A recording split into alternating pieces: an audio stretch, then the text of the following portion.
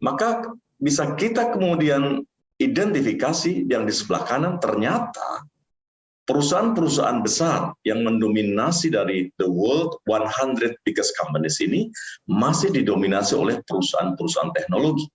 Seperti misalnya Apple, Microsoft, ya. Amazon mungkin mewakili consumer, ya, discretionary.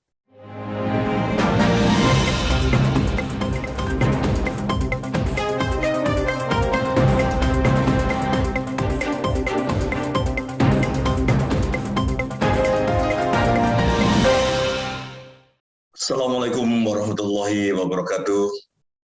Sobat kompetensi di seluruh Indonesia, selamat bertemu kembali di channel yang dahsyat ini, channel yang peduli pada masa depan Anda. Kali ini saya ingin membahas mengenai satu materi yang sangat relevan dan menarik, yaitu yang berjudul Disrupt You or Die. Kali ini saya ingin menyampaikan materi dalam 4 bagian. Yang pertama adalah disruption changes everything. Yang kedua adalah bagaimana impact-nya kepada workforce, dan workplace. Lalu disusul dengan yang ketiga adalah what competencies we need to build. Dan yang keempat terakhir adalah leadership yang diperlukan dalam disruptive era. Mari kita masuk ke yang part pertama, disruption changes everything. Disruption terjadi di mana-mana tanpa kita bisa hindari. Disruption terjadi melanda industri, melanda cara kita berbisnis, dan merubah semua tata cara kehidupan kita. Dunia terus berubah, lebih dari 50% perusahaan-perusahaan di dunia sudah obsolete dan ketinggalan zaman dan tidak relevan lagi. Namun sayangnya tidak lebih dari sepertiga perusahaan-perusahaan tersebut dapat berinovasi. Dan para CEO, 90% menyadari ya bahwa disrupsi itu terjadi di depan mata mereka. Tetapi mereka juga menyadari bahwa 70% perusahaan-perusahaan itu lack the skill to adapt. Pada saat nanti artificial intelligence itu sudah banyak sekali berada di sekitar kita, maka cost untuk making artificial intelligence itu almost zero. Dan kita, tanpa kita sadari di 5 tahun terakhir ini, teknologi bertumbuh 10 kali lebih cepat. Dan pada tahun 2020 yang lalu tercatat 5,1 juta pekerjaan itu sudah terdisrupt di labor market. Mari kita lihat sobat kompetensi yang saya banggakan di tahun 2009 yang lalu, dari 1,2 triliun US dollars market capitalization didominasi oleh perusahaan-perusahaan seperti misalnya ExxonMobil, PetroChina, Walmart, ICBC, ini adalah bank terbesar di China, dan China Mobile. Sedangkan 10 tahun kemudian, kalau kita lihat dengan market capitalization yang lebih besar lagi, yaitu 4,4 triliun US dollars, di sana bermunculan perusahaan-perusahaan yang sangat berbeda. Antara lain Microsoft, Apple, Amazon, Alphabet, dan Facebook. Kita bisa melihat selintas dari chart ini bahwa digital disruption is changing the rules of competition. Bila pada tahun 2009 yang lalu banyak perusahaan yang mendominasi adalah berasal dari perusahaan-perusahaan yang sekarang barangkali kita katakan sebagai sunset industry. Sedang di sebelah kanan itu adalah sunrise industry. Dan pertanyaannya, apakah yang di sunrise industry itu kemudian mereka tinggal menikmati kejayaan mereka? Tentu tidak. Kita bisa lihat seperti Facebook misalnya, mereka sibuk sekali dan getol sekali mendisrupt dirinya sendiri sampai menjadi meta, dan sekarang bahkan ingin lebih dahsyat lagi untuk membuat metaverse. Mari kita lihat yang tahun yang lalu, tahun 2021. Dari the world's 100 biggest companies dalam market capitalization. Kita lihat yang sebelah kiri. Maka bisa kita kemudian identifikasi yang di sebelah kanan ternyata perusahaan-perusahaan besar yang mendominasi dari the world 100 biggest companies ini masih didominasi oleh perusahaan-perusahaan teknologi. seperti misalnya Apple, Microsoft, ya. Amazon mungkin mewakili consumer, ya, discretionary, tapi kemudian disusul lagi dengan Alphabet, Facebook, Tencent.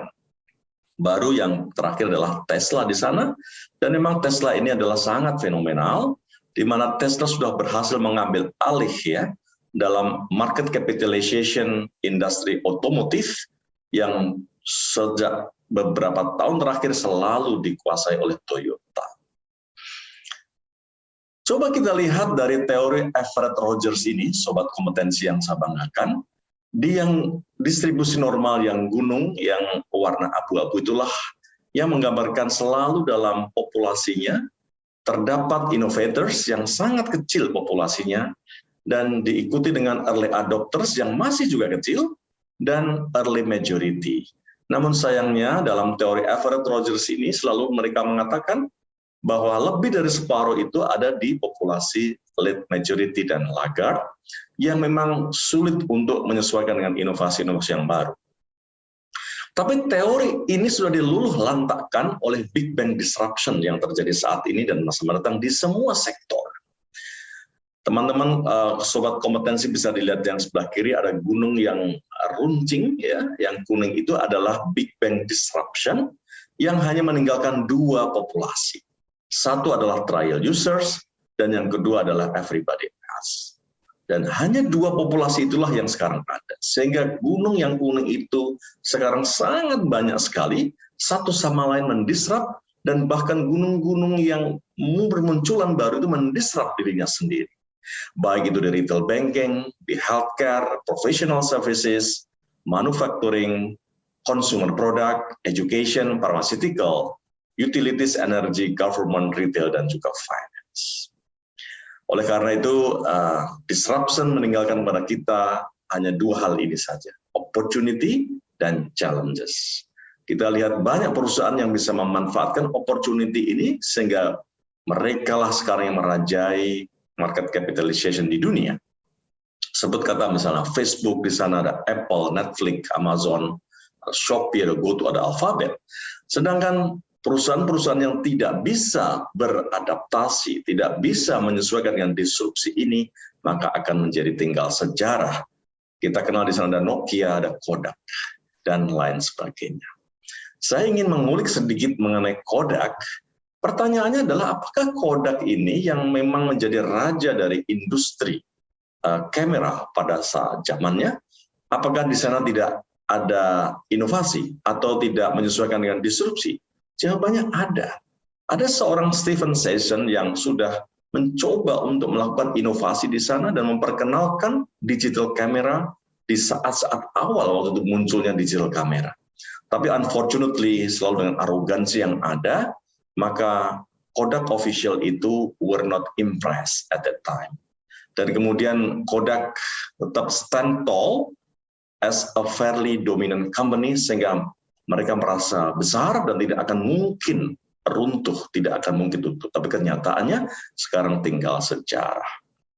Oleh karena itu, pelajaran dari entrepreneurship ini adalah bahwa perusahaan-perusahaan di dunia harus selalu agile, adopt, untuk menyesuaikan disruption yang terjadi tanpa kita undang ini.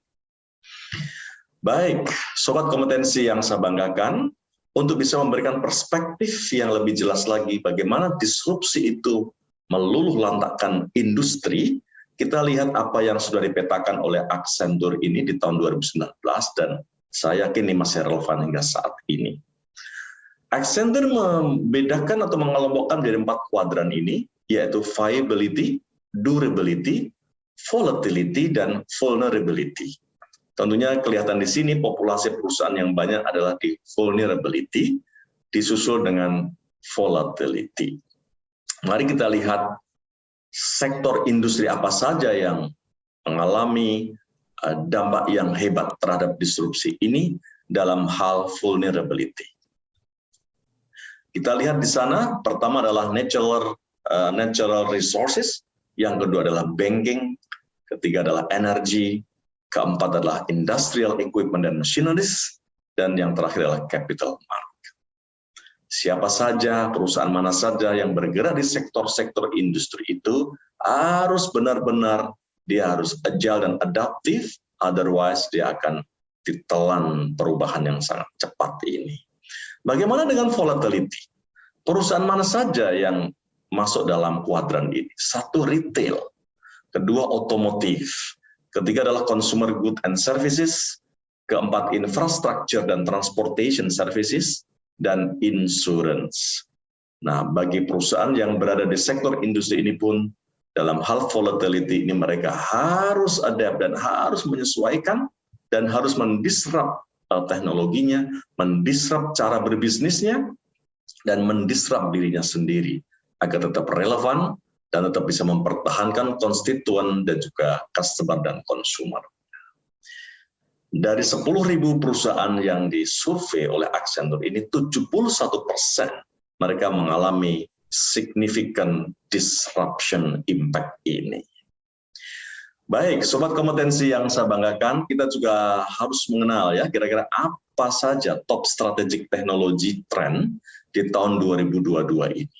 Kita lihat di sana banyak istilah-istilah baru yang kita harus pelajari lebih lanjut. Ada data fabric, ada cyber security, privacy enhancing computation, ada cloud native platform, ada juga composable application, decision intelligence, hyper automation, AI, engineering, distributed enterprise, total experience, autonomic system, dan yang terakhir adalah generative AI. Dan kita semua barangkali masih asing dengan istilah-istilah ini, saya akan mengupas tuntas ini dalam sesi saya berikutnya. Baik, sobat kompetensi yang saya banggakan, dengan demikian maka kita bisa menarik benang merah, memberikan highlighting bahwa digital disruption itu memaksa organisasi untuk berubah, baik dalam bagaimana mereka punya bisnis model, dan juga embed digital transformation, dan sayang tidak hanya itu, disruption juga akan merubah secara total employment landscape. Demikian part pertama dari Disrupt You or Die. Sampai ketemu di sesi saya berikutnya. Bila Anda sudah memilih profesi, pastikan Anda kompeten dan Anda harus waspada terhadap disruption yang terjadi di sekitar Anda. Jangan-jangan esok hari Anda bangun tidur sudah tidak relevan lagi dan sudah didisrupt oleh orang lain atau didisrupt oleh disruption yang terjadi tanpa kita undang. Terima kasih. Assalamualaikum warahmatullahi wabarakatuh. Salam kompeten. Terima kasih telah menonton video ini. Jika video ini dirasa bermanfaat, silakan like, subscribe, dan nyalakan loncengnya untuk mendapatkan notifikasi konten terbaru.